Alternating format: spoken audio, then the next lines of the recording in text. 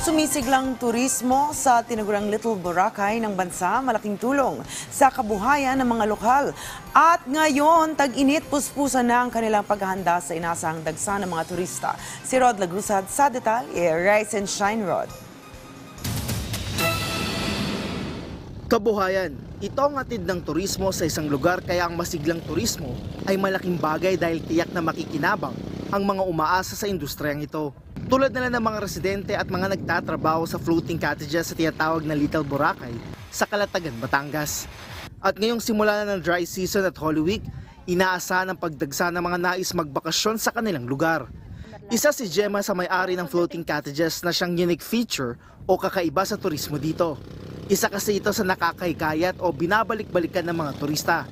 Lalo't sa pamamagitan ng mga floating cottage na ito ay nakakapag-stay o nakakapanatili sa gitna ng dagat ang malalaking grupo, tulad ng mga magpapamilya, magkakaibigan at iba pa. Mas dama ang sariwang simoy ng hangin at ang malinis na dagat. Kasabay nito, maaari pang magsalo-salo at magkasiyahan ng mga bibisita dito.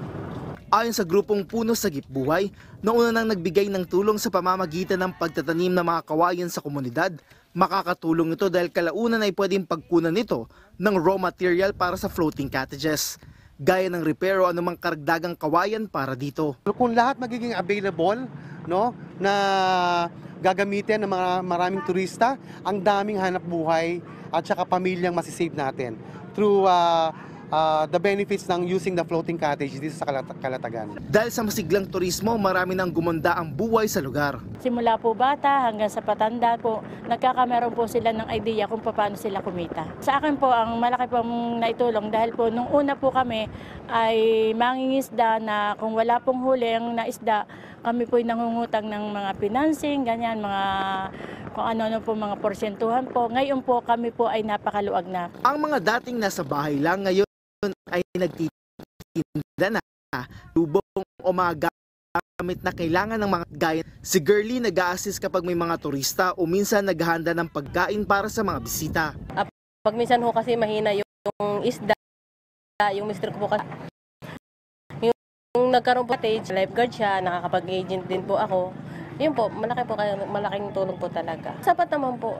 Pag minsan nga ho, nakakapagtabi pa. 3 po yung aking pinag-aaral, kaya malaking tulong po talaga sa amin to. Si Mark Anthony naman, isang jet ski operator, ay maayos na nasusuportahan ng kanyang pamilya. Napakalaki pong tulong ito sa aming kabuhayan, lalo na po sa pagdating sa pinansyal. So malaking tulong po itong turismo sa amin. Sana po marami pa pong tumangkilik ng aming Little Boracay. 2 na po yung anak ko, nag-aaral pa po yung anak ko. Bibili ko naman ang pangangailangan nila, pananamit, pagkain. At kahit paano po, nakakaipon tayo. Bala ko sana ngayong pagkatapos ng summer na to, makapagpatayo ako ng bahay.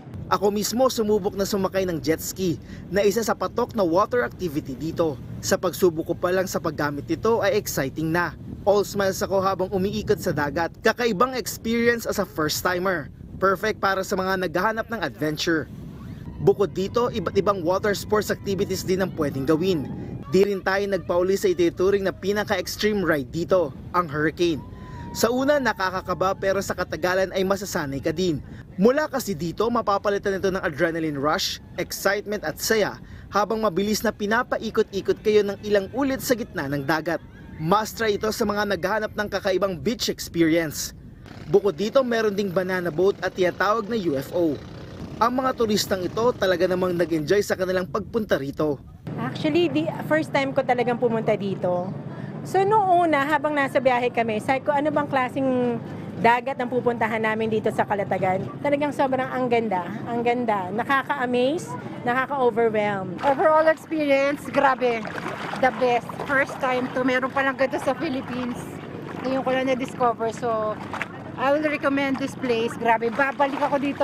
Ngayong panahon ng dry season, bentahay ito sa mga tourist destination tulad ng Calatagan, Batangas. Inaasahan ng mga residente na malaki ang maitutulong nito sa kanilang kabuhayan kasabay ng patuloy na pangangalaga sa kalikasan na meron sila. Mula dito sa Calatagan, Batangas, Rod Lagusad para sa Pambansang TV sa Bagong Pilipinas.